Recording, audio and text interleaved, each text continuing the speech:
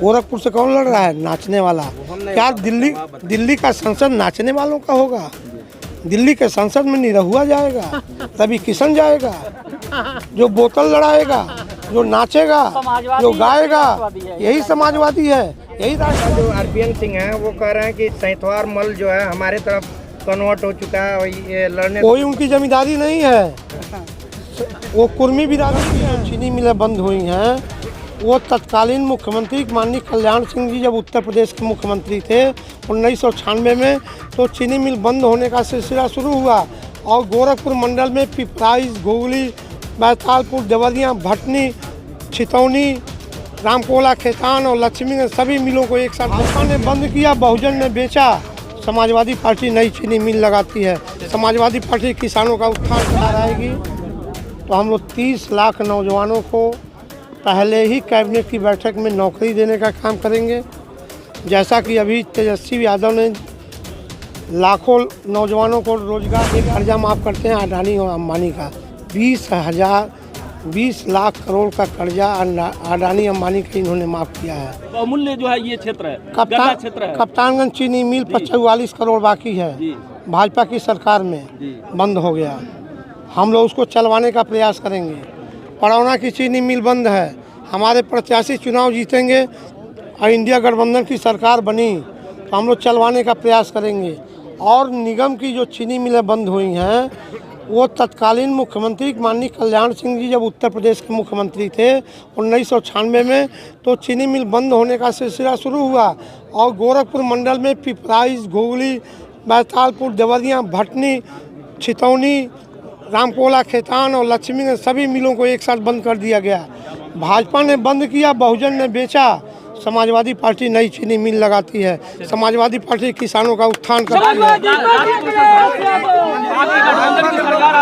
महंगाई और बेरोजगारी पर आप क्या कहना चाहिए? बेरोजगारी सबसे बड़ी समस्या सर। गठबंधन की सरकार आएगी तो हम लोग 30 लाख नौजवानों को पहले ही कैबिनेट की बैठक में नौकरी देने का काम करेंगे।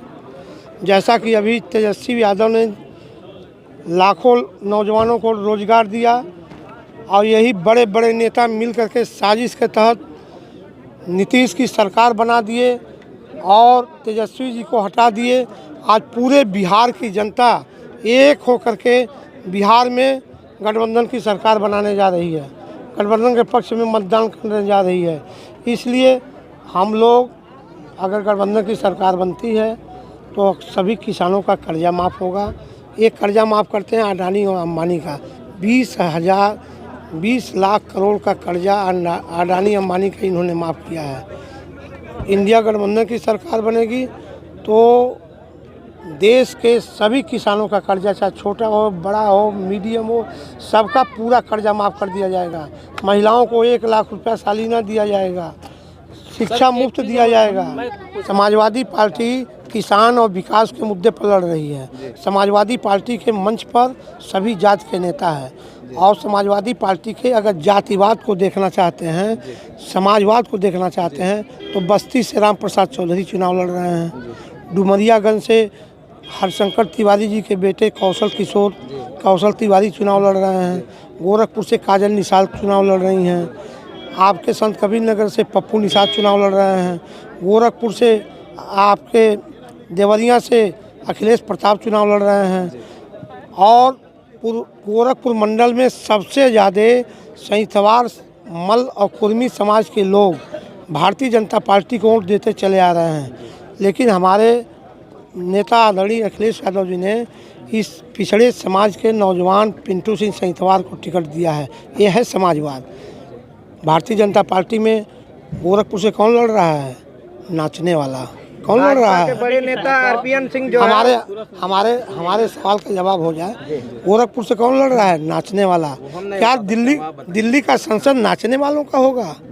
दिल्ली के संसद में निरहुआ जाएगा, रवि किशन जाएगा, जो बोतल लड़ाएगा, जो नाचेगा, जो गाएगा, यही समाजवादी है, यही राष्ट्रवादी है। आप विचार करिए। अब आप पूछिए। भाजपा के नेता जो आरपीएन सिंह हैं वो कह रहे हैं कि सैंतवार मल जो है हमारे तरफ कन्वर्ट हो चुका है और ये लड़ने कोई उनकी जमींदारी नहीं है।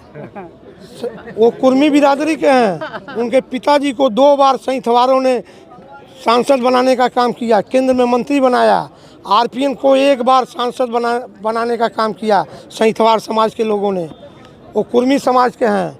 आज संथवार समाज का हर व्यक्ति कुर्मी के दरवाजे पर जाएगा और आरपीएन से सवाल करेगा कि आपको हमने और आपके पिता को भी हमने जिताने का काम किया है। ये मेरा वक्त आया है।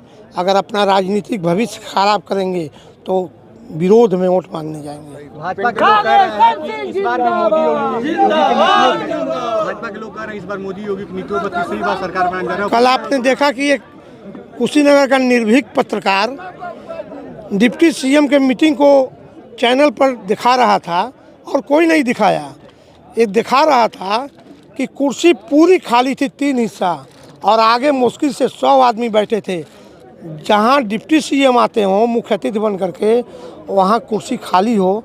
यहाँ तो हम तो संतरी बन के यहाँ आए थे, अब पूरा भरा था डिग्री कॉलेज का मैदान। भाजपा वाले एक और कह रहे हैं, एक और बात कर रहे हैं कि आपके जो कैंडिडेट हैं वो बोल नहीं पाते हैं, आप लोग उनका जो है कि पक्ष रख रहे हैं। अभी हमारा कैंडिडेट भाषण किया है, आपके सामने बोला है। हमारा कैंडिडेट कहा है कि हम चुनाव जीतेंगे तो पड़ौना चीनी मिल चलवाएंगे, कप्तानगंज चीनी मिल चलवाएंगे। जान से निजात मिलेगी कि नहीं? हाँ, पडरौना को जान से निजात मिलेगी कि नहीं?